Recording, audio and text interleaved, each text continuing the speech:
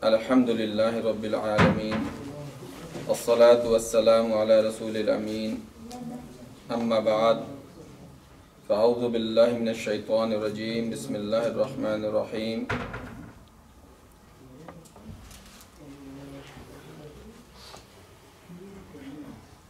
وَلْتَكُمْ مِنْكُمْ أُمَّةٌ يَدْعُونَ إِلَى الْخَيْرِ وَيَأْمُرُونَ بِالْمَعْرُوفِ وَيَنْهَوْنَ عَنِ الْمُنْكَرِ وَأُولَئِكَ هُمُ الْمُفْلِحُونَ رَبِّ اشْرَحْ لِي صَدْرِي وَيَسِّرْ لِي أَمْرِي وَاحْلُلْ عُقْدَةً مِّن لِّسَانِي يَفْقَهُوا قَوْلِي۔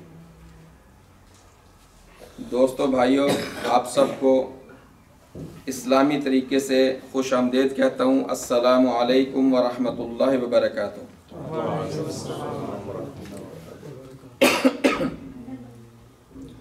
اللہ سبحانہ و تعالی نے ہمیں دین اسلام کی نعمت سے نوازا، اور اس دین اسلام کو قائم کرنے کے لیے اللہ سبحانہ و تعالی نے اس امت کو چنا۔ اس امت سے پہلے اس دین اسلام کو قائم کرنے اور لوگوں تک پہنچانے کی ذمہ داری انبیاء علیہ السلام کی تھی۔ پھر جب محمد رسول اللہ صلی اللہ علیہ وسلم دنیا میں تشریف لے آئے، آپ نے اس دین اسلام کو جو آدم علیہ السلام سے شروع ہوا تھا اس کو مکمل کیا، اور یہ دین اسلام محمد رسول اللہ صلی اللہ علیہ وسلم کی وفات سے پہلے مکمل ہو چکا۔ اب یہ دین تو مکمل ہو گیا، اب اس دین کو آگے لوگوں تک پہنچانے کے لیے اللہ سبحانہ و تعالیٰ نے جس امت کا انتخاب کیا وہ امت محمد صلی اللہ علیہ وسلم ہے۔ اور اللہ سبحانہ و تعالیٰ نے اس قرآن کے ذریعے سے اس امت کو یہ بات سمجھائی کہ اللہ سبحانہ و تعالیٰ کے ہاں اگر کوئی دین قابل قبول ہوگا تو وہ صرف اسلام ہوگا۔ اللہ سبحانہ و تعالیٰ کہتے ہیں سورہ آل عمران سورت نمبر 3 آیت نمبر 19، ان الدین عند اللہ الاسلام۔ اللہ سبحانہ و تعالیٰ کے ہاں قابل قبول دین صرف اسلام ہے۔ اصل میں دین ہے کیا؟ اس کا مطلب کیا ہے؟ جب تک دین کا مطلب سمجھ میں نہیں آئے گا، ہم اس دین کو لوگوں تک کیسے پہنچا سکتے ہیں؟ دین کا مطلب ہے آئین، قانون، اللہ کا قانون، ضابطہ حیات۔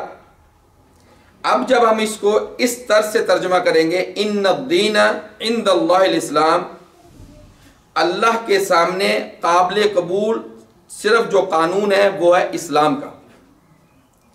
اسلام کا قانون اللہ سبحانہ تعالیٰ کے ہاں قابل قبول ہے، اور جو کوئی بھی اس کے علاوہ کوئی قانون، کوئی ضابطہ حیات لے کے آئے گا تو اللہ کے ہاں قابل قبول نہیں ہوگا، اور جو شخص اس قانون کو فالو کرے گا وہ خاسرین میں سے ہوگا، خسارہ پانے والوں میں سے ہوگا۔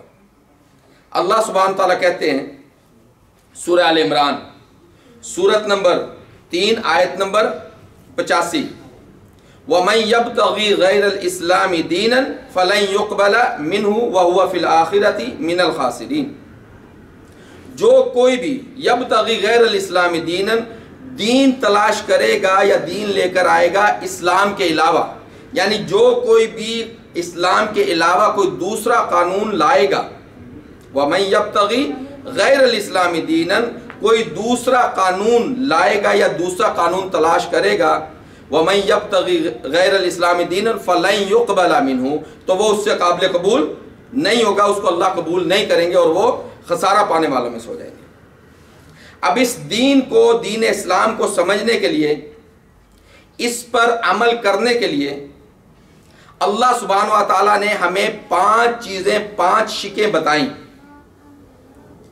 سب سے پہلے ایک مسلمان کا یہ فرض ہے، جب اس کی عمر 10 سال ہو جائے، وہ سن بلوغت کو پہنچ جائے، تو اس کو یہ 5 شکیں جو قانون اسلام کا ہے، اس کی یہ 5 شکیں جب تک اس کو یاد نہیں ہوں گی، جب تک وہ ان 5 شکوں کا زبان سے اقرار نہیں کرے گا، وہ اسلام کے اندر آ نہیں سکتا۔ وہ 5 شکیں کون سی ہیں؟ حدیث ہمیں ملتی ہے صحیح مسلم اور صحیح بخاری میں، عن ابن عمر رضی اللہ تعالیٰ عنہ قال قال رسول اللہ صلی اللہ علیہ وسلم بنی الاسلام علی 5، اسلام کی بنیاد 5 چیزوں پر ہے، شہادتی اللہ الہ الا اللہ وان محمد رسول اللہ واقام الصلاة وایتاء الزکاة والحج والصوم رمضان۔ محمد رسول اللہ صلی اللہ علیہ وسلم نے ہمیں اسلام کی وہ 5 بنیادیں، وہ 5 شکیں بتائیں، جب تک ان 5 شکوں کو ہم زبان سے اقرار نہیں کریں گے، مانیں گے نہیں، ہم اسلام میں داخل نہیں ہو سکتے۔ پہلی چیز یہ کہنا کہ اللہ کے علاوہ کوئی معبود نہیں اور محمد صلی اللہ علیہ وسلم اللہ کے رسول ہیں۔ پھر نماز کا قائم کرنا، زکوٰۃ کا ادا کرنا، حج کرنا جس کے پاس استطاعت ہو، اور رمضان کے روزے رکھنا۔ ان 5 میں جو سب سے زیادہ امپورٹنٹ ہے وہ ہے پہلی شرط، اگر پہلی آپ کے پاس نہیں ہے باقی 4 کا آپ کو کوئی فائدہ نہیں ہے۔ یہ جو پہلی ہے لا الہ الا اللہ، لا الہ نہیں ہے کوئی معبود، یہ الہ کا ہم ترجمہ کرتے ہیں معبود۔ عربی میں الہ کہتے ہیں الذی یستحق العبادہ، وہ ہستی جس کا حق ہے کہ اس کی عبادت کی جائے، یعنی الا اللہ، اب کوئی ایسی ہستی نہیں ہے جس کا حق ہو کہ اس کی عبادت کی جائے الا اللہ، سوائے اللہ کے۔ عبادت یعنی اس ہستی کی غلامی کی جائے، عبد یعنی غلام، اس ہستی کی غلامی کی جائے، اور غلام کا یہ کام ہے وہ دن کے 24 گھنٹے میں ہر وقت اپنے آقا کے آگے اپنا سر تسلیم خم رکھتا ہے۔ وہ اگر سویا ہوا آقا کا حکم ہو جائے کہ اٹھ اور بازار جا تو اس کو اٹھنا ہے، اس کو بازار جانا ہے۔ اس لیے اللہ سبحانہ و تعالیٰ کی عبادت سے مراد یہ ہے کہ ہمارے 24 گھنٹے اس میں کوئی ایسا منٹ یا سیکنڈ نہ گزرے جس میں ہم جان بوجھ کر اللہ کے احکام کی حکم حدولی کریں۔ اس کا مطلب ہے عبادت کرنا، اور وہ الہ جس کی ہم نے عبادت کرنی ہے اس کا یہ حق ہے کہ ہم اپنی زندگی سے لے کے موت تک میں جو کچھ بھی کریں وہ اس کے حکموں کے عین مطابق کرنے کی کوشش کریں۔ اس کا مطلب ہے لا الہ۔ پھر ہم کہتے ہیں وَأَنَّ مُحَمَّدَ رَسُولَ اللَّهِ، اور یہ کہ محمد صلی اللہ علیہ وسلم اللہ کے رسول ہیں، یعنی اللہ کا پیغام لانے والے ہیں۔ اس کا مطلب یہ ہے کہ ہم دل سے یہ اقرار کر رہے ہیں اور زبان سے کہہ رہے ہیں کہ محمد رسول اللہ صلی اللہ علیہ وسلم جو بھی بات ہمیں پہنچائیں گے، جو بھی پیغام پہنچائیں گے وہ اللہ کی طرف سے ہوگا۔ جب اس بات کا پتہ چل گیا کہ دین جو ہمارا قانون ہے وہ اسلام ہے، اور اسلام کی پہلی شرط کیا ہے؟ وہ ہے کہ اللہ کے علاوہ کسی کی بات نہیں ماننی۔ اب جب تک ہم اسلام کو اسلام سمجھ کے نہیں چلیں گے، ہم اللہ کے احکام میں کہیں نہ کہیں کوتاہی کریں گے۔ اور محمد رسول اللہ صلی اللہ علیہ وسلم نے ہمیں بتایا کہ وہ شخص کامیاب ہوگا جو اسلام لے کر آئے گا۔ پھر اللہ کے نبی محمد رسول اللہ صلی اللہ علیہ وسلم نے اس اسلام کے ساتھ 2 اور چیزیں بتائیں، اس سے ایک مسلمان کو پتہ چل جائے گا کہ اس کی اسلامی حیثیت یا اس کی ایمانی حیثیت کتنی ہے۔ اللہ کے نبی محمد رسول اللہ صلی اللہ علیہ وسلم ہمیں بتاتے ہیں، حدیث ملتی ہے صحیح مسلم میں، قال رسول اللہ صلی اللہ علیہ وسلم قد افلح من اسلم، وہ شخص کامیاب ہوا، من اسلم جس نے اپنا سر تسلیم خم کر لیا، جس نے اسلام کو قبول کر لیا، وَرُزِقَ کفانًا، اور اس کو رزق ملا جس سے اس کی ضروریات پوری ہو جائیں، وَقَنَّعَهُ اللَّهُ بِمَا آتَاهُ، اور اللہ اس کو قناعت دے دے، اس پہ صبر دے دے جو کچھ رزق اس کو ملا ہے۔ جو شخص اسلام لایا اور اس کو اتنا رزق ملا کہ اس کی ضروریات پوری ہوتی ہیں اور اس کے اوپر اللہ اس کو صبر بھی دے دے، وہ کامیاب ہو گیا۔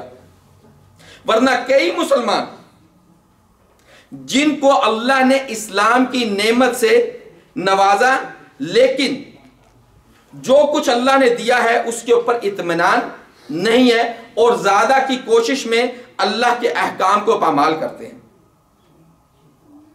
پھر اللہ سبحانہ و تعالی نے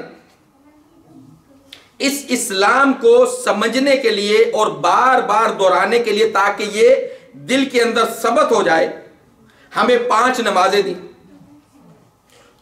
دوسری جو بنیاد ہے اسلام کی وہ ہے اقام الصلاۃ، نماز کا قائم کرنا۔ ان 5 نمازوں میں پھر اللہ سبحانہ و تعالیٰ نے ہر روز کی 5 نمازوں میں ایک دن ہمیں ایسا دیا جس کا نام ہے یوم الجمعہ، یعنی جمعے کا دن۔ اس جمعے کے دن محمد رسول اللہ صلی اللہ علیہ وسلم تمام مسلمانوں کو نئے سرے سے بتاتے تھے کہ اسلام کیا ہے اور ہم نے کیا کرنا ہے اور کیا نہیں کرنا۔ اس میں ایک خطبہ دیا جاتا تھا محمد رسول اللہ صلی اللہ علیہ وسلم کی طرف سے، جس سے ایک مسلمان اچھی طرح سے واقف ہو سکتا ہے کہ وہ کس چیز کو کرے اور کس چیز کو چھوڑ دے۔ یہ خطبہ کیونکہ عربی میں ہوتا ہے، عام مسلمان جو غیر عرب ہیں ان کو عربی سمجھ نہیں آتی، جس کی وجہ سے کافی مشکلات پیدا ہوتی ہیں۔ تو سب سے پہلے ہم دیکھتے ہیں کہ جو جمعے والے دن جو اللہ کے نبی محمد رسول اللہ صلی اللہ علیہ وسلم خطبۃ المسنونہ دیا کرتے تھے، وہ خطبہ ہے کیا، اس کے اندر کیا ہے۔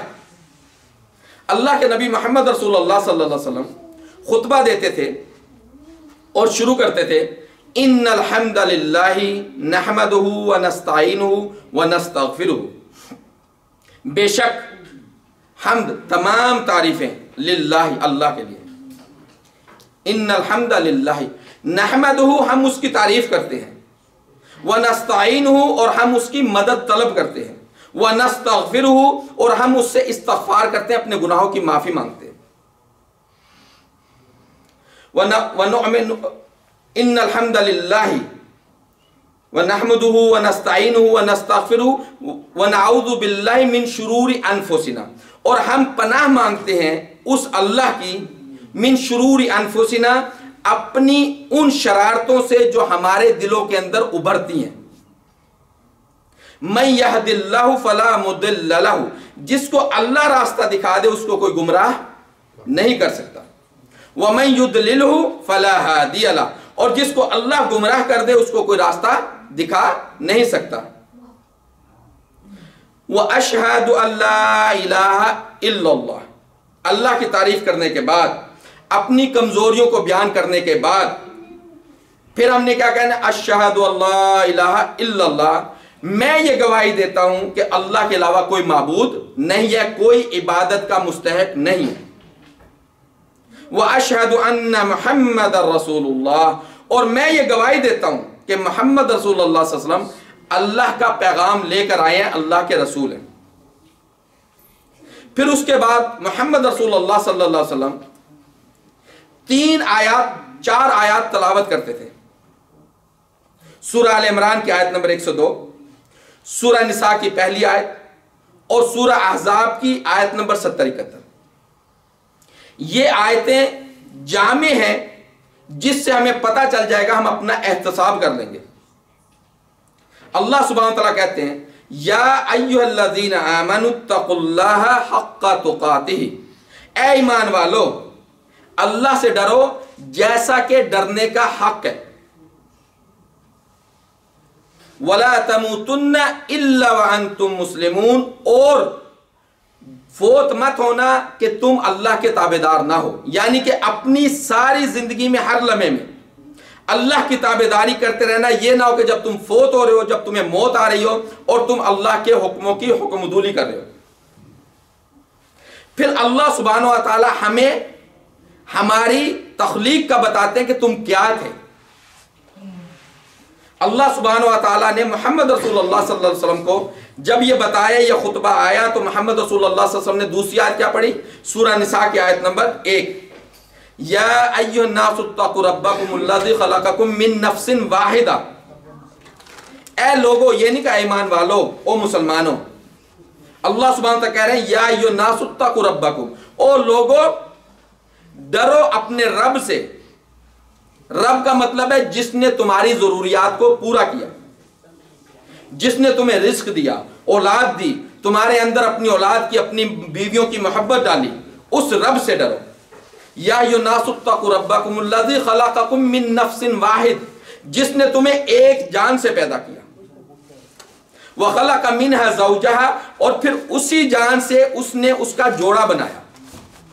یعنی اس سے پہلے جوڑا نہیں تھا، صرف اللہ نے ایک آدم کو پیدا کیا، پھر اس سے اس کا جوڑا بنایا، پھر ان دونوں سے اللہ سبحانہ و تعالی نے بہت سے مرد اور بہت سی عورتوں کو پیدا کیا۔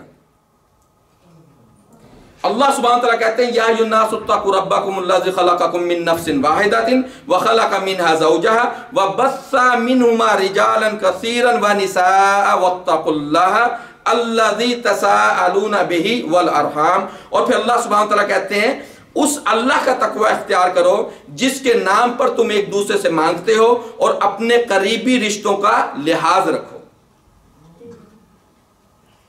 جب ہمیں اللہ سبحانہ و تعالیٰ نے ہماری تخلیق بتا دی اور ہمیں اس چیز کا پابند کیا کہ ایسا کوئی وقت نہ آئے کہ تم اللہ کی حکم عدولی کرتے ہو اور تمہیں موت آ جائے، تو اس لیے جب تمہیں موت آئے تو کوشش کرنا کہ تم اسلام کے اوپر قائم ہو۔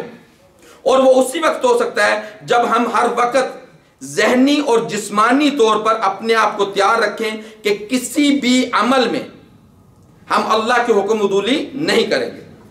پھر اللہ سبحانہ و تعالیٰ کہتے ہیں یہ آیات جو ہیں یہ اب ایک داعی کے لیے، یا ایھا الذین آمنوا اتقوا اللہ وقولوا قولا سدیدا، اے ایمان والو اللہ سے ڈرو اور بات بالکل سیدھی کیا کرو، کیونکہ ایک مسلمان کا داعی ہونا بہت ضروری ہے۔ تو اس داعی کو اللہ سبحانہ وتعالیٰ یہ کہہ رہے ہیں کہ تم جب بات کرو تو سیدھی کرو، کسی کا چہرہ دیکھنے کی ضرورت نہیں ہے۔ وَقُولُوا قَوْلًا سَدِيدًا يُصْلِحْ لَكُمْ أَعْمَالَكُمْ، اگر تم بات سیدھی کرو گے، اللہ سے ڈرتے رہو گے، يُصْلِحْ لَكُمْ أَعْمَالَكُمْ، اللہ تمہارے اعمال کو سیدھا کر دے گا۔ یہاں پھر اللہ سبحانہ وتعالیٰ، وہاں پہ ہم نے اللہ سے کہا تھا کہ اللہ ہم اپنے نفس کی شرارتوں سے تیری پناہ میں آتے ہیں، تو اللہ سبحانہ وتعالیٰ نے ہمیں بیان کر دیا۔ اب اللہ سبحانہ وتعالیٰ کہہ رہے ہیں کہ اگر تم بات سیدھی کرتے رہو گے، کسی کا لحاظ رکھے بغیر اس کو قرآن اور حدیث بیان کرو گے، خواہ اس کو اچھی لگے یا نہ لگے، یصلح لکم اعمالکم، پھر وہ اللہ، وہ تمہارا رب تمہارے اعمال کی اصلاح کر دے گا، ویغفر لکم ذنوبکم، اور تمہارے گناہوں کو معاف کر دے گا۔ ومن یطع اللہ ورسولہ فقد فاز فوزا عظیما، جو اللہ اور اس کے رسول کی اطاعت کرے گا، اتباع کرے گا، فقد فاز فوزا عظیما، اس نے بہت بڑی کامیابی حاصل کی۔ پھر اللہ کے نبی صلی اللہ علیہ وسلم کہا کرتے تھے اما بعد، اس کے بعد جب سب کچھ ہمیں بتا دیا کہ ہم نے اپنے آپ کو کس خول کے اندر بند کرنا ہے، پھر اللہ کے نبی صلی اللہ علیہ وسلم کہتے ہیں فاما بعد، اب اس کے بعد فإن خیر الحدیث کتاب اللہ، سب سے بہترین بات اللہ کی کتاب، یعنی اللہ کی کتاب حدیث۔ فإن الخیر الحدیث کتاب اللہ وخیر الحدی حدی محمد صلی اللہ علیہ وسلم، اور سب سے بہترین راستہ وہ محمد رسول اللہ صلی اللہ علیہ وسلم کا راستہ۔ وشر الامور محدثاتها، وہ ہم نے پناہ مانگی تھی کہ اللہ ہم پناہ میں آتے ہیں تیری ان شرارتوں سے جو ہمارے اندر ابھرتی ہیں۔ تو اب اللہ سبحانہ وتعالیٰ ہمیں بتا رہے ہیں کہ تمہیں یہ پتا ہونا چاہیے کہ کون سی شرارتیں ہیں جو اللہ کے غضب کا باعث بنے گی، اس سے بچنا۔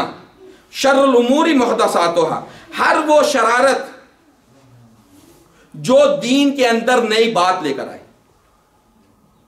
وہ دلالت ہے۔ شر الامور محدثاتها وکل محدثۃ بدعہ، اور ہر نئی بات وہ بدعت ہے، یعنی دین کے اندر کوئی من گھڑت بات۔ وَكُلُّ بِدْعَةٍ ضَلَالَةٍ، ہر بدعت، ہر نئی ایجاد دین کے اندر وہ ضلالت ہے۔ وَكُلُّ ضَلَالَةٍ فِي النَّارِ، اور ہر ضلالت اس کا ٹھکانہ آگ ہے۔ یہ ہے ہمارا ایمان کہ محمد رسول اللہ صلی اللہ علیہ وسلم ہر جمعے میں ہمیں بتاتے تھے، اور ہر داعی کا، ہر اس صاحب منبر جس کو اللہ سبحانہ وتعالیٰ نے یہ توفیق دی کہ وہ اس منبر پر آئے، اسے چاہیے کہ یہ خطبہ مسنونہ پڑھے اور لوگوں کو سمجھائے تاکہ انہیں یہ پتہ چل جائے کہ اصل میں اس کی لیمٹس کیا ہیں، اس کی حدود کیا ہیں۔ جب اسے اپنی حدود کا پتہ چل جائے گا، جب اسے یہ پتہ چل جائے گا کہ اب دین تو مکمل ہو چکا، اس کے اندر کوئی نئی بات آئی اور میں نے اس پہ عمل کیا، تو میرا ٹھکانہ جہنم ہے، اس کے علاوہ کوئی ٹھکانہ نہیں۔ چونکہ ہم لوگ فتن کے دور میں ہیں، اس فتن کے دور کے اندر جو کچھ محمد رسول اللہ صلی اللہ علیہ وسلم نے 1400 سال پہلے کہا تھا، وہ آج اس فتن کے دور میں ہمیں نظر آ رہا ہے۔ محمد رسول اللہ صلی اللہ علیہ وسلم کے دور میں محمد صلی اللہ علیہ وسلم موجود تھے، لوگوں کی اصلاح ہوتی تھی، قرآن اترتا تھا، لوگوں کو سمجھ میں آتا تھا، عربی جانتے تھے، محمد رسول اللہ صلی اللہ علیہ وسلم جیسا معلم، استاد۔ لیکن آج کیونکہ ہم 1400 سال دور ہو گئے محمد رسول اللہ صلی اللہ علیہ وسلم سے، لیکن وہ باتیں جو اصحاب رسول سنتے تھے، وہ قرآن جو اصحاب رسول سنتے تھے، آج بھی کما حقہ وہی قرآن موجود، وہی باتیں محمد رسول اللہ صلی اللہ علیہ وسلم کی موجود، اور اس قرآن کی حفاظت کا ذمہ کس نے لیا؟ اللہ سبحانہ و تعالیٰ نے۔ ان اللہ حی لا یموت، اللہ حی ہے، ہمیشہ تھا، ہمیشہ رہے گا، اس کو موت نہیں آنی۔ کوئی نبی ہو، ولی ہو، سب کو موت آنی ہے، صرف اللہ ہے جس کو موت نہیں آنی۔ اور یہ اللہ کا ایک معجزہ ہمارے درمیان قرآن کی صورت میں اور احادیث کی صورت میں موجود ہے۔ آج کوئی شخص یہ نہیں کہہ سکتا کہ اللہ، اس وقت تو محمد رسول اللہ صلی اللہ علیہ وسلم موجود تھے، ان کی باتوں سے لوگوں کو فائدہ ہوتا تھا، قرآن اترتا تھا، تو آج بھی جو قرآن اترا تھا اس وقت موجود ہے۔ ہمارے پاس کوئی بھی ایسی بات نہیں جو ہم اللہ کے سامنے اپنی دلیل پیش کر سکیں۔ محمد رسول اللہ صلی اللہ علیہ وسلم کی ہر بات، یہاں تک کہ آپ کا اٹھنا، بیٹھنا، کھانا، چلنا، ہر چیز کو اللہ سبحانہ و تعالیٰ نے محفوظ کر دیا، ہمارے پاس کوئی حجت نہیں رہی۔ پھر اللہ سبحانہ و تعالیٰ کے اس دین کو جب محمد رسول اللہ صلی اللہ علیہ وسلم اس دنیا سے رخصت ہو گئے، اس دین کی ذمہ داری کو اللہ سبحانہ تعالیٰ نے اس امت محمدیہ، امت مسلمہ کے کاندھوں پہ رکھ دیا۔ اب اللہ سبحانہ و تعالیٰ کہتے ہیں سورہ آل عمران آیت نمبر 110 میں، کنتم خیر امت اخرجت للناس، تم بہترین امت ہو جو لوگوں کے لیے نکلی ہو۔ یعنی یہ امت یہ لوگوں کے لیے ہے، لیکن ہم نے اسلام کا جو قانون ہے، اس کی جو 5 شقیں تھیں، توحید کا اقرار کیا میں نے اپنی ذات کے لیے، نماز میں نے اپنی ذات کے لیے، زکوٰۃ میں نے اپنی ذات کے لیے، حج اپنی ذات کے لیے، رمضان کے روزے اپنی ذات کے لیے، یعنی میری اپنی ذات بچ جائے۔ جیسے میں اپنے لیے اس بات کو پسند کرتا ہوں کہ میں اپنی قبر بچا لوں، اگر اسی طرح میں دوسرے کے لیے اس بات کو پسند نہ کروں تو مجھے کوئی جہنم سے بچا نہیں سکتا، کیونکہ اللہ سبحانہ و تعالیٰ نے ہمارے اوپر یہ ذمہ داری رکھی ہے کہ یہ جو قانون تمہیں پتہ چلا ہے، اب اس قانون کو آگے پہنچاؤ، یہ تمہاری ذمہ داری ہے۔ اگر کوئی شخص کھڑا ہوا، اس نے کہا کہ ذوالفقار، علی یا عبدالرزاق نے موجود ہوتے ہوئے مجھے یہ 5 شقیں نہیں بتائی تھیں، یا اللہ اس لیے مجھے پتہ نہیں چل سکا، اس کا معاملہ تو اللہ کے ساتھ، لیکن وہ ہمیں ایک کٹہرے میں لا کے کھڑا کر دے گا اور ہمارے پاس کوئی جواب نہیں ہوگا کہ اللہ میں نے اس لیے نہیں کیا تھا۔ تو میری جان کا بچنا اس کے ساتھ شرط ہے کہ میں دوسرے کو بچانے کی کوشش کروں، ورنہ میں بھی ڈوب جاؤں گا۔ اس لیے اللہ سبحانہ وتعالیٰ کا کنتم خیر امت اخرجت للناس، تم بہترین امت ہو جو لوگوں کے لیے نکلے ہو۔ کرنا کیا ہے؟ تأمرون بالمعروف وتنہون عن المنکر، تم اچھائیوں کے مشورے اور حکم دو اور لوگوں کو برائیوں سے منع کرو، وتؤمنون باللہ، اور اللہ کے اوپر ایمان رکھو۔ یہ ہمارا کام، جب سے مسلمان نے اس کام سے منہ کو پھیرا، مسلمان کے اوپر ذلت آئی۔ آج دنیا میں کوئی ایسا ملک نہیں جو اپنے آپ کو اسلامی کہلاتا ہو اور اس کے اوپر اللہ کا عذاب نہ آ رہا ہو. کوئی ایسا ملک نہیں. تھوڑا زیادہ ہے، کیونکہ میرے نبی محمد رسول اللہ صلی اللہ علیہ وسلم نے اس کام کی اہمیت کو بتاتے ہوئے یہ بھی بتایا تھا اگر یہ کام تم چھوڑو گے تو تمہارے اوپر تمہارا رب، تمہارا اللہ، جس کے نام سے تم آپس میں ایک دوسرے سے مانگتے ہو، وہ تمہارے اوپر عذاب کو مسلط کرے گا. اللہ کے نبی محمد رسول اللہ صلی اللہ علیہ وسلم کی حدیث ہمیں ملتی ہے جامع ترمذی کتاب الفتن عن حذیفہ بن یمان قال قال رسول اللہ صلی اللہ علیہ وسلم. حذیفہ بن الیمان کہتے ہیں کہ محمد رسول اللہ صلی اللہ علیہ وسلم نے کہا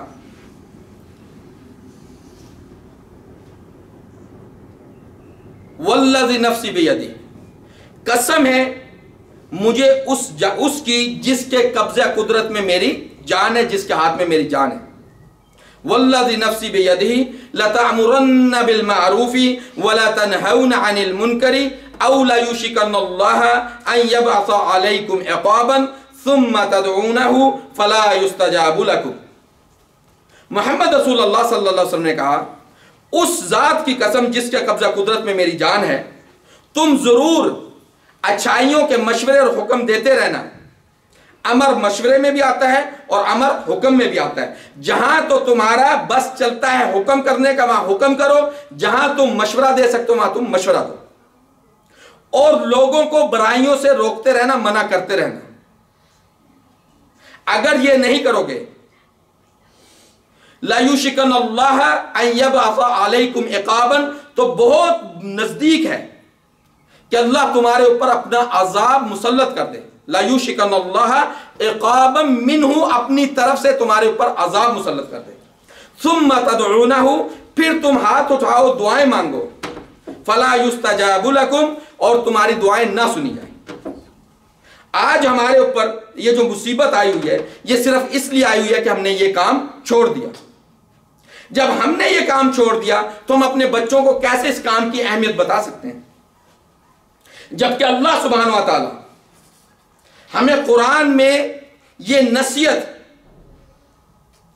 شروع کے قانون کی شک کے ساتھ اس نصیحت کو رکھا کہ یہ لوگوں کو پہنچانا ہے، اپنی اولاد کو بھی اس کی نصیحت کرنا.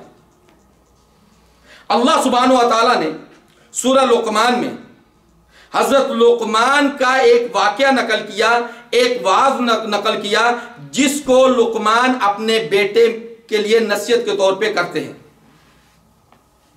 اس میں سب سے پہلے لقمان کیا کہتے ہیں؟ اللہ سبحانہ و تعالیٰ کہتے ہیں سورہ لقمان آیت نمبر 13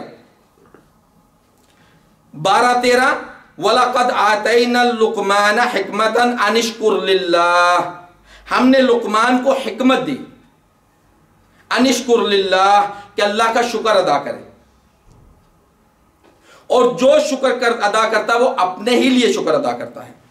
یعنی جو اللہ کا مشکور ہوگا وہ اپنی ذات کے لیے ہی مشکور ہوگا. وَمَن يَشْكُرْ فَإِنَّمَا يَشْكُرُ لِنَفْسِهِ وَمَن كَفَرَ فَإِنَّ اللَّهَ غَنِيٌّ حَمِيدٌ، اور جو کفر کرے گا، شکر نہیں کرتا، تو اللہ غنی ہے، اللہ کو کوئی حاجت نہیں کہ ہم اس کا شکر ادا کریں، یہ ہم اپنے لیے کرتے ہیں. اور حمید وہ خوبیوں والا ہے. وَإِذْ قَالَ لُقْمَانُ لِابْنِهِ وَهُوَ يَعِظُهُ، جب لقمان نے اپنے بیٹے سے کہا اور وہ اپنے بیٹے کو نصیحت کر رہا تھا، وَهُوَ يَعِظُهُ يَا بُنَيَّ لَا تُشْرِكْ بِاللَّهِ، اے میرے بیٹے اللہ کے ساتھ کسی کو شریک مت کرنا. ان الشرک لظلم عظیم، شرک بہت بڑا ظلم ہے. اس کے بعد جو آیت آتی ہے اس میں اللہ سبحانہ و تعالی ہوش والوں کی ہوش اڑاتے ہیں. اللہ سبحانہ و تعالی دل کے پردوں کو کھولتے ہیں. اگر یہ آیت سمجھ میں آ جائے، اگر یہ آیت جو آگے والی ہے اکثر ہم لوگ پڑھتے ہیں اور ایسے ہی گزر جاتے ہیں لیکن اس کے اندر غور نہیں کرتے. اللہ سبحانہ و تعالی کہتے ہیں آیت نمبر 14 وَوَصَّيْنَا الْإِنسَانَ بِوَالِدَيْهِ إِحْسَانًا حَمَلَتْهُ أُمُّهُ وَهْنًا عَلَى وَهْنٍ وَفِصَالُهُ فِي عَامَيْنِ، ہم نے انسان کو یہ وصیت کی کہ اپنے والدین کے ساتھ اچھا سلوک کرے، کہ اس کی ماں نے اس کو پیٹ میں اٹھائے رکھا تکلیف کے ساتھ، تکلیف جھیلتے ہوئے، وہنن علی وہنن، تکلیف کے اوپر تکلیف اس کو آتی رہی، اس نے تمہیں اٹھائے رکھا، وَفِصَالُهُ فِي عَامَيْن، اور دودھ چھڑانا 2 سال کی مدت میں، یعنی 2 سال تک بچہ دودھ پیتا ہے ماں کا۔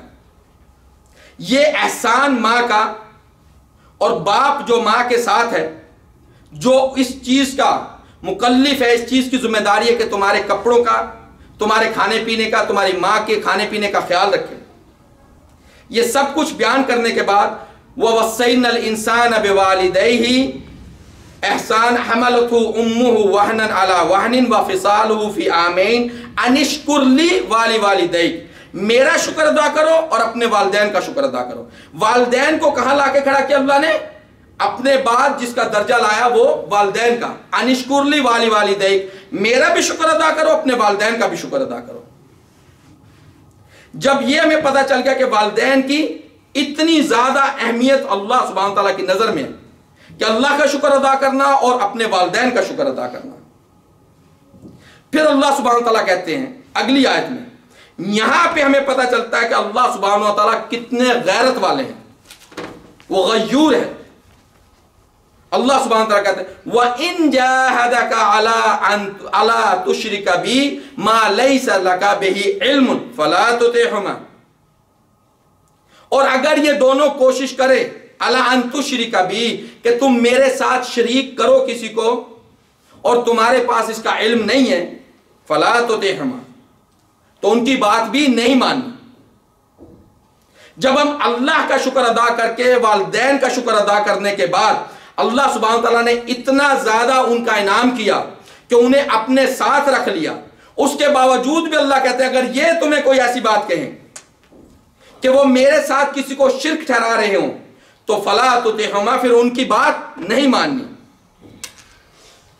واتبع سبیل من اناب الی، اور ان کی راہ چلو جنہوں نے میری طرف رجوع کیا، یعنی اپنے والدین کی بات نہیں ماننی، وصاحبہما فی الدنیا معروفا، لیکن بات نہیں ماننی ایک علیحدہ بات ہے، لیکن ان کے ساتھ بدتمیزی نہیں کرنی، ان کے ساتھ اچھا سلوک کرنا ہے، بھلے وہ تمہیں شرک کا کہہ رہے ہیں۔ اب ان کی بات نہیں ماننی، بات کس کی ماننی ہے؟ اب اللہ سبحانہ وتعالیٰ یہاں میں بتاتے ہیں کہ والدین کی بات نہیں ماننی، بات کس کی ماننی ہے؟ وَاتَّبِعْ سَبِيلَ مَنْ أَنَابَ إِلَيَّ، ان کا راستہ چلنا ہے، والدین کا راستہ چھوڑ کے ان کا راستہ چلنا ہے، من اناب الیہ، جن کا میری طرف رجوع ہے، جو میری طرف چل رہے۔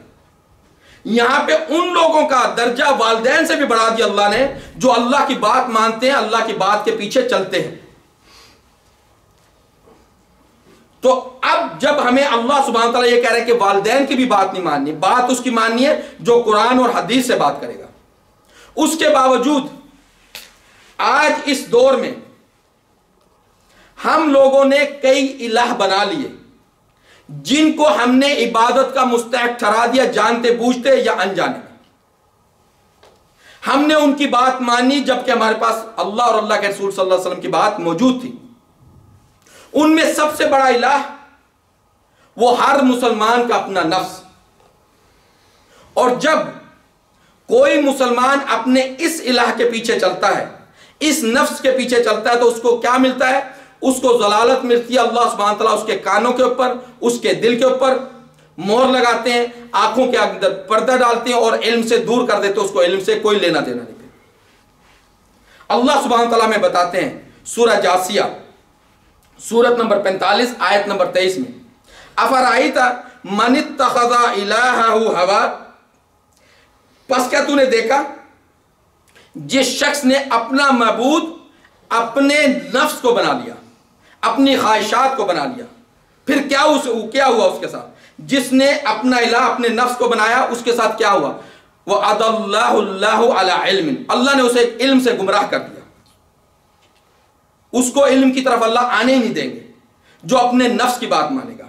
وَأَضَلَّهُ اللَّهُ عَلَىٰ عِلْمٍ وَخَتَمَ عَلَىٰ سَمْعِهِ وَعَلَىٰ قَلْبِهِ، پھر اللہ مہر لگا دیتے ہیں اس کے کانوں کے اوپر کہ وہ کوئی حق بات کو سنتا ہی نہیں، اگر سنے بھی تو دل کے اوپر بھی مہر ہے، اس کو سمجھے گا نہیں، اس کو جانے گا نہیں۔ وَجَعَلَ عَلَى بَصْرِهِ غِشَاوَةً، اور اس کی آنکھوں کے آگے پردہ ڈال دیں گے، حق بات سے وہ دور ہو جائے گا۔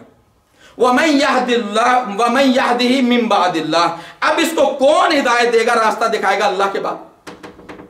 اس لیے سب سے پہلے اس الہ کو کچلنا ہوگا، مارنا ہوگا۔ اس کی کوئی بات آئے اور سامنے میرے قرآن اور حدیث ہو تو اس کو چھوڑنا ہے، قرآن اور حدیث کو پکڑنا ہے۔ پھر اس کے علاوہ اور بہت سے الہ، ہمارے حکمران یہ بھی الہ بن کے بیٹھے ہیں۔ اللہ نے ہمیں کہا ان الدین عند اللہ الاسلام، تمہارے لیے قانون اسلام ہے جو اللہ سبحانہ وتعالیٰ ایکسپٹ کریں گے۔ پھر اللہ سبحانہ وتعالیٰ کہتے ہیں سورہ مائدہ میں آیت نمبر 2 یا 3 میں وَتَعَاوَنُوا عَلَى الْبِرِّ وَالتَّقْوَى وَلَا تَعَاوَنُوا عَلَى الْإِثْمِ وَالْعُدْوَانِ، تعاون کیا کرو تقوی کے کاموں میں اور مت تعاون کیا کرو گناہ اور دشمنی کے کاموں میں۔ آج ہم لوگوں نے اپنے حکمران سیاستدانوں کو بھی اپنا الہ بنا لیا، جنہوں نے اللہ کی نعمت کو کفر میں بدلا، جنہوں نے اللہ کے قانون کو پامال کیا۔ قرآن موجود ہے، کوئی شخص کہہ نہیں سکتا کہ میرے پاس قرآن نہیں ہے، میں اس کو قانون کیسے مانوں؟ قرآن موجود ہے، اس کے باوجود بھی اپنے بنائے ہوئے قوانین کے تحت حکومت کرتے ہیں۔ اور ہم سادہ لوگ نہیں، میں یہ لفظ استعمال کرنا ہی نہیں چاہتا کہ ہم سادہ لوگ ان کے پیچھے لگے ہوئے، ہم سادہ نہیں ہیں۔ اپنی ذاتی اغراض، اپنی مشہوری، اپنی تصویر کھچوانے کے لیے کہ میرے تعلقات اس ہستی کے ساتھ ہیں، ہم نے اس کو الہ بنایا۔ جبکہ اللہ سبحانہ و تعالیٰ کہتے ہیں سورہ ابراہیم سورت نمبر 14 آیت نمبر 28-29 میں اللہ سبحانہ و تعالیٰ کہتے ہیں کیا تو نے ایسے شخص کو دیکھا جس نے اللہ کی نعمت کو کفر میں بدل دیا؟ ارائیت الذین یبدلوا نعمت اللہ کفرا واحلوا قومہم دار البوار، کیا تو نے ایسے لوگوں کو دیکھا جس نے اللہ کی نعمت، یہ اسلام نعمت ہے، کفر میں بدل دیا، یعنی اس قانون کو تبدیل کیا، کفر میں بدل دیا۔ وَأَحَلَّ قَوْمَهُمْ دَارَ الْبَوَارِ، اور اپنی پوری قوم کو لے کر تباہی کے دروازے پہ، تباہی کے گھر میں لے آئے۔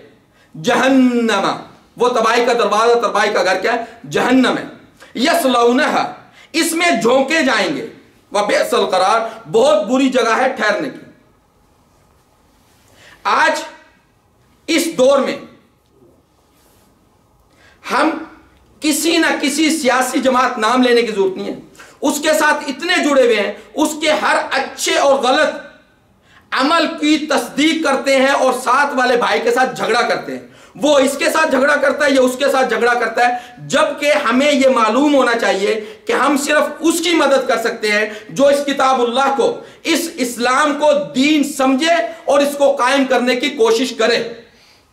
جو شخص اس اسلام کو دین نہیں سمجھتا، اس اسلام کو قانون نہیں سمجھتا، اس اسلام کے قانون کے علاوہ کوئی قانون لاتا ہے یا اس پہ عمل کرتا ہے یا اس کی پیروی کرتا ہے، اس کے ساتھ ہمارا کوئی تعلق نہیں۔ ہمارا حق ہے کہ ہم اس کو بھی دعوت دیں کہ اس دین کو نافذ کر، اس دین کو لے کر آ۔ جب تک یہ دین ہمارے ہاتھ میں، ہمیں اللہ سبحانہ وتعالیٰ نصرت دیں گے، کامیابی دیں گے۔ لیکن آج چونکہ فتن کا دور ہے، لیکن الحمدللہ ابھی بھی وہ وقت نہیں آیا جو آنے والا ہے جس میں مسلمان کی پشت کے اوپر کوڑے پڑیں گے۔ آج بھی کچھ علم باقی ہے، لیکن ہمیں جائزہ لینا چاہیے کہ ہم کس جگہ تک پہنچ گئے ہیں۔ ہمیں اپنے اس دور کا جائزہ لینا چاہیے۔ اللہ کے نبی محمد رسول اللہ صلی اللہ علیہ وسلم نے ایک ایک بات کھول کے ہمیں بیان کر دی۔ اللہ کے نبی صلی اللہ علیہ وسلم بتاتے ہیں، حدیث میں ملتی ہے صحیح البخاری کتاب الفتن میں، یہاں پہ اللہ سبحانہ وتعالیٰ ہمیں پوائنٹس بتا رہے ہیں محمد رسول اللہ صلی اللہ علیہ وسلم کی زبان سے کہ دیکھو یہ ہوگا، اس میں تم اپنے لیے احتیاط کرنا۔ اللہ سبحانہ تعالیٰ نے محمد رسول اللہ صلی اللہ علیہ وسلم کے ذریعے میں بتایا. حدیث ہمیں ملتی ہے صحیح بخاری کتاب الفتن میں, عن ابی ہریرہ رضی اللہ تعالیٰ عنہ قال قال رسول اللہ صلی اللہ علیہ وسلم یتقارب الزمان تقارب الزمان وینقص العمل ویلقى الشح وتظہر الفتن ویکثر الحرج. قالوا ایما ہوا یا رسول اللہ صلی اللہ علیہ وسلم قال القتل القتل. ابی ہریرہ رضی اللہ عنہ کہتے ہیں کہ محمد رسول اللہ صلی اللہ علیہ وسلم نے کہا یتقارب الزمان, زمانہ نزدیک ہو جائے گا, یعنی چھوٹے ہو جائیں گے دن, سال مہینے دن یہ نزدیک ہوتے جائیں گے, چھوٹے ہوتے جائیں گے. یتقارب الزمان وینقص العمل, اور عمل کے اندر کمی آنا شروع ہو جائے گی. آج ہم دیکھ رہے ہیں کہ ہمارے سال ایسے گزرتے ہیں جیسے مہینے, مہینے ایسے گزرتے ہیں جیسے ہفتے, اور ہفتے گزرتے ہیں جیسے دن, اور دن گھنٹوں کی طرح گزرتے ہیں. ینقص العمل, ہمارے عمل کے اندر کمی آ گئی. ویلقی الشح, اور ہمارے اندر لالچ اتر آیا, یعنی اس زمانے میں لالچ دلوں کے اندر اترے گا. ویلقی الشح وتظہر الفتن, اور فتن ظاہر ہوں گے. ویکثر الحرج, اور حرج زیادہ ہوگا. تو لوگوں نے پوچھا یا رسول اللہ یہ حرج کیا ہے؟ تو اللہ کے نبی صلی اللہ علیہ وسلم نے بتایا حرج کا مطلب ہے قتل, قتل, ہر طرف قتل, ہر روز قتل کی خبریں. عمل کی کمی ہو چکی. پھر ایک اور حدیث اس حدیث کے ساتھ ہی, عن شقیق رحم اللہ قال کنت مع عبداللہ و ابی موسیٰ فقال, شقیق رحم اللہ کہتے ہیں کہ میں عبداللہ اور ابو موسیٰ کے ساتھ تھا, ان دونوں نے کہا قال رسول اللہ صلی اللہ علیہ وسلم, محمد رسول اللہ صلی اللہ علیہ وسلم نے کہا اِنَّا بَيْنَ يَدِ السَّاعَةِ لَأَيَّامًا, سا یعنی آخری وقت آنے سے پہلے دن آئیں گے, ایسے ضرور دن آئیں گے, ایسے دن ضرور آئیں گے. يَنزِلُ فِي الْجَهْلُ, ان کے اندر جہالت اترے گی. ہم دیکھ رہے ہیں کہ جہالت اترنی شروع ہو گئی ہے. وَيَرْفَعُ فِيهَا الْعِلْمُ, اور ان دنوں کے اندر علم کو اٹھایا جائے گا. وَيَكْسُرُ الْحَرْجِ, الْحَرْجُ الْقَتْلِ, اور قتل عام ہو جائے گا. آج یہ ساری چیزیں ہمارے سامنے ہیں. اس کے اندر جو یلقی الشح, کیا وجہ ہے کہ آج کا مسلمان اس کام سے دور ہٹا ہوا ہے؟ کس چیز نے اس مسلمان کو غافل کیا ہے؟ اللہ سبحانہ و تعالیٰ نے یہ بھی ہمیں بتا دیا کہ وہ کون سی چیز ہے جس سے تمہیں بچنا ہے. اللہ سبحانہ و تعالیٰ کہتے ہیں سورۃ تکاثر, سورت نمبر 102 آیت نمبر 1, 2, 3, الہاکم التکاثر. التکاثر کسی چیز کے زیادتی کے لالچ کو کہتے ہیں التکاثر. الہاکم التکاثر, تمہیں غافل کر دیا, ہلاک کر دیا زیادتی کے لالچ نے. وہ زیادتی اولاد کی, وہ زیادتی مال کی, شہرت کی, کسی بھی قسم کی زیادتی نے تمہیں ہلاک کر دیا. حتی زرتم المقابر, یہاں تک کہ تم نے قبروں کا منہ دیکھ لیا, تمہیں موت آئی. کس نے؟ کثرت کی حوث نے, کہ میرا مکان اس سے زیادہ ہو جائے, میری اولاد اس سے زیادہ ہو, میرا بینک بیلنس اس سے زیادہ ہو, میری مشہوری اس سے زیادہ ہو, میری تعلقات اس سے زیادہ بڑے لوگوں سے ہوں. یہ ہے تکاثر. التکاثر, التکاثر نے ہمیں ہلاکت کی طرف دھکیلا کہ ہم نے قبروں کا منہ دیکھا. جب قبر کا منہ دیکھ لیا تو اب توبہ کا بھی ٹائم نہیں. پھر اللہ سبحانہ و تعالیٰ ہمیں بتاتے ہیں یہ کثرت, یہ محبت اگر ان چیزوں کی محبت, ان کثرتوں کی محبت نے دل کے اندر جگہ بنا لی اور اللہ کے رسول کی محبت ہٹ گئی, تو پھر اللہ سبحانہ کہتے ہیں اب میرا انتظار کرو. انتظار اس چیز کا نہیں کہ اب اللہ تمہیں معاف کرے گا, اللہ غفور الرحیم ہے. اللہ سبحانہ تعالیٰ کہتے ہیں سورۃ توبہ سورت نمبر 9 آیت نمبر 24 میں, قل, اے محمد صلی اللہ علیہ وسلم ان سے کہو, قل ان کان آباؤکم و ابناؤکم و اخوانکم و ازواجکم و عشیرتکم و اموال اقترفتموها و تجارت تخشونها و مساکن ترضونها احب الیکم من اللہ و رسولہ و جہاد فی سبیلہ فتربصوا حتی یاتی اللہ بامرہ ان واللہ لا یہدی القوم الفاسقین۔ اے محمد صلی اللہ علیہ وسلم ان سے کہو ان کان آباؤکم، اگر تمہارے ماں باپ، و ابناؤکم اور تمہاری اولاد، و اخوانکم اور تمہارے بھائی، و ازواجکم تمہاری بیویاں، و عشیراتکم تمہارا قبیلہ، تمہارے عزیز و قارب، و اموال اقترفتموہا اور تمہارے وہ مال جن کی تمہیں بہت زیادہ فکر ہے، وَتِجَارَةٌ تَخْشَوْنَ كَسَادَهَا اور وہ تجارت جس کا تمہیں ڈر ہے کہ کہیں یہ کم نہ ہو جائے، وَمَسَاكِنَ تَرْضَوْنَهَا اور وہ مکان، وہ رہنے کی جگہ جن کی محبت تمہیں اندر بسی ہوئی ہے، أَحَبَّ إِلَيْكُمْ تمہیں ان کی محبت زیادہ ہے، ان کی محبت تمہاری طرف زیادہ ہے، تمہارے اندر ان کی محبت رچی ہوئی ہے، أَحَبَّ إِلَيْكُمْ مِنَ اللَّهِ اللہ کی محبت سے، رسول کی محبت سے، وَجِهَادٍ فِي سَبِيلِهِ اور اس کے راستے میں جہاد سے، ان چیزوں کی محبت اگر بڑی ہوئی ہے فَتَرَبَّصُوا پھر انتظار کرو، حَتَّى يَأْتِيَ اللَّهُ بِأَمْرِهِ یہاں تک کہ اللہ اپنا حکم لے آئے کہ تمہیں قبروں کا منہ دکھا دے، تم سے توبہ کی توفیق چھین لے۔ وَاللَّهُ لَا يَهْدِي الْقَوْمَ الْفَاسِقِينَ اللہ کبھی بھی ہدایت نہیں دیتا فاسق لوگوں کو، حکم عدولوں کو، جن کے سامنے قال اللہ قال رسول اللہ موجود ہو اور وہ اس کے باوجود بھی کسی دوسری طرف چلیں تو پھر ان کو اللہ کبھی بھی ہدایت نہیں دیں گے، کیونکہ انہوں نے الہ کس کو بنایا؟ اپنے نفس کو۔ جب ہمیں اللہ سبحانہ تعالیٰ نے ساری باتیں بتائیں کہ اور یہ بھی بتا دیا کہ سب سے زیادہ محبت وعلیکم السلام ہمارے اندر کن کی رہے گی، وہ یہ 8 چیزیں، اور آج ہر شخص اپنے اندر اس بات کو دیکھ سکتا ہے کہ اس کے پاس کسی نہ کسی چیز کی محبت ہے۔ پھر اللہ کا رسول و جہاد فی سبیلہ، جہاد فی سبیلہ اس میں دعوت سب سے پہلے ہے، دعوت سب سے کوشش کرنا اللہ کے راستے میں، جیسے لقمان اپنے بیٹے کو کہتے ہیں یا بنی اقیم الصلاۃ وامر بالمعروف ونہا عن المنکر نماز قائم کر، اچھائیوں کے مشورے اور حکم کر اور لوگوں کو برائیوں سے روک، وَاصْبِرْ عَلَى مَا أَصَابَكَ اور پھر صبر کر جو تیرے اوپر مصیبت آئے اس کام کے اندر، جہاد فی سبیل میں جو مصیبت آئے پھر اس پہ صبر کر۔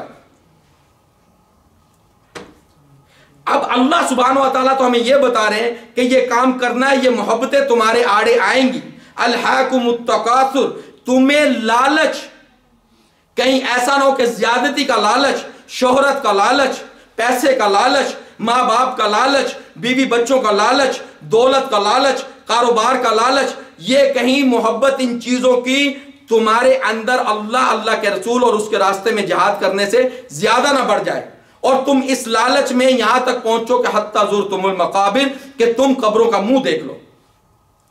اللہ سے یہ دعا کرنی چاہیے کہ اللہ ہمارے دل کو اب ٹیڑھا مت کرنا جبکہ تو نے ہمیں سیدھا راستہ دکھا دیا۔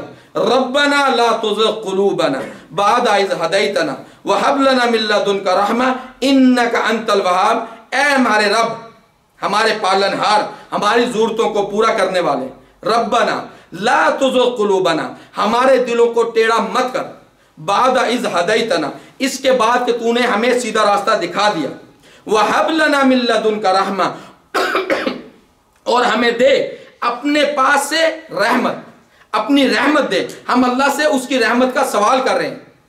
وَحَبْ لَنَا مِن لَّدُنْكَ رَحْمَةً إِنَّكَ أَنْتَ الْوَهَّابُ صرف تو ہی دینے والا ہے، اللہ کے علاوہ کوئی بھی ہمیں کچھ دے نہیں سکتا۔ اس عقیدے کے ساتھ میں اللہ سے یہ دعا کرتا ہوں کہ یا اللہ ہمارے والدین جو اس دنیا سے رخصت ہو چکے ہیں، یا اللہ ان کی مغفرت کر، جو ہمارے دوست احباب جو اس دنیا سے رخصت ہو چکے ہیں، یا اللہ ان کی مغفرت کر، یا اللہ جو ہم میں زندہ ہیں جن سے جو غلطیاں کوتاہیاں ہوئی ہیں، یا اللہ ان کی مغفرت کر، ان کی غلطیوں کوتاہیوں کو معاف کر، اے اللہ ان کو دین اسلام کے قریب کر، دین اسلام کی سمجھ دے، اے اللہ ہمیں اس بات کی بھی سمجھ دے کہ اس دین کو غالب کرنے کی ذمہ داری ہم لوگوں پر ہے، اب یہ انبیاء کے کندھوں سے اتر چکی ہے، یہ انبیاء کا کام ہے، اللہ جب تو نے ہمیں دیا ہے تو تو ہی ہمیں توفیق دے گا کہ ہم اس کام کو آگے بڑھائیں۔ اللہ سبحانہ و تعالی ہمارے گناہوں کو معاف کرے۔